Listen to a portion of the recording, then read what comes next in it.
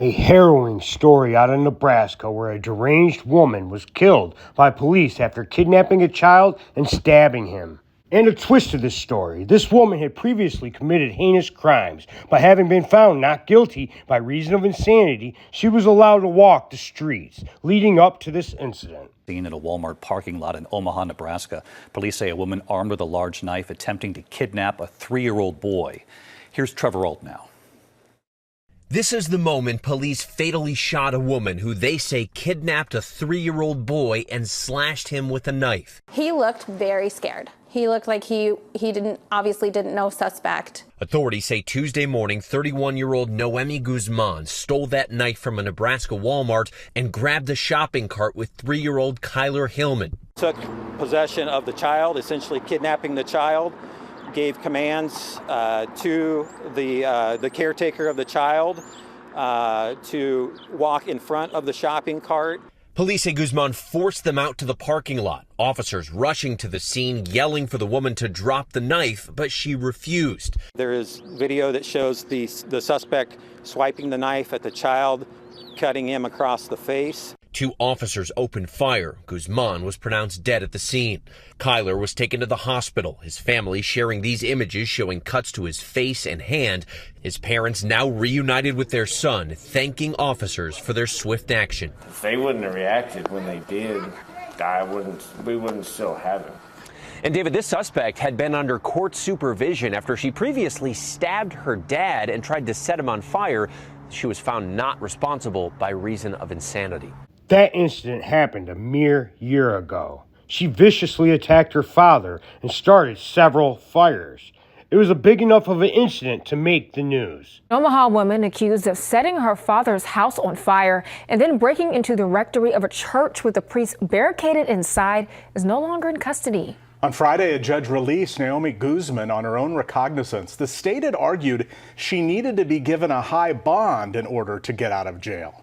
Earlier this month, Omaha police say Guzman, armed with a large kitchen knife, broke into the rectory of St. Francis Cabrini on 9th and William in Omaha. The priest barricaded himself upstairs. He called 911 saying that, quote, "She said, 'I'm going to do terrible things. It is not my intent to hurt you.'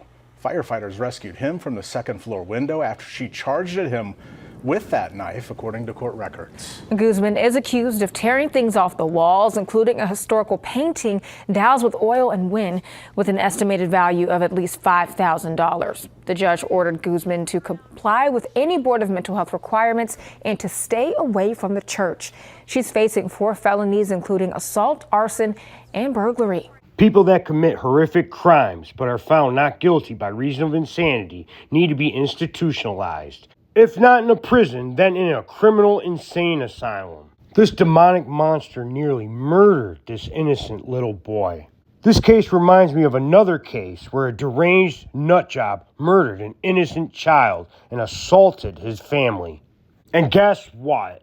This scumbag was also found not guilty by reason of insanity, and he was just recently released. It's been 10 years since Coral Tipton and her siblings say they watched Ronald Exantis kill their 6-year-old brother, Logan Tipton. Exantis was found not guilty by reason of insanity of Logan's murder. He was found guilty but mentally ill of 3 counts of assault for stabbing Logan's sisters and their father. Now, Exantis has been released from prison on mandatory re-entry supervision. And this man isn't the only example of this phenomenon where madmen have committed horrendous crimes and are found not guilty by reason of insanity and then are released back into the community. Here's the case of the axe-murdering cannibal. Man was granted conditional release from a psychiatric facility more than 10 years after officials in Connecticut say he bludgeoned a man to death with an axe and ate some of the victim's body parts.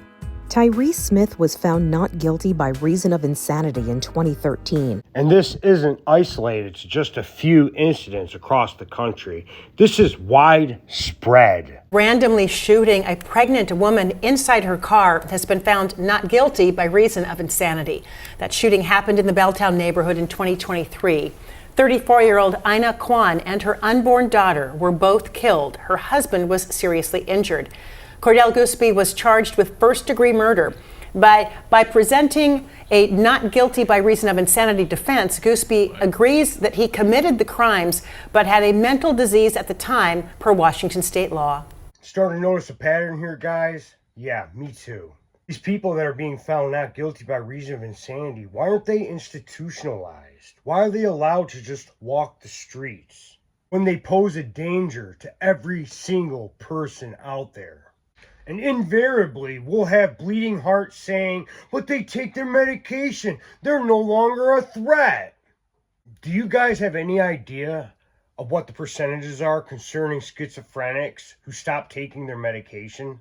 Archives of Psychiatric Nursing, a qualitative study of medication adherence amongst people with schizophrenia. Study showed that 74% of patients had discontinued their medication within 18 months. Narrative review, medication adherence decisions in patients with schizophrenia. 45% of patients with schizophrenia fail to take their medication as instructed. Time to discontinuation of first and second generation antipsychotic medications in the treatment of schizophrenia. The majority of patients, 84%, discontinued their index antipsychotics during follow-up period. Yeah, I don't like them odds. And the thought that society's safety depends on these people taking their medication is insanity and a recipe for disaster.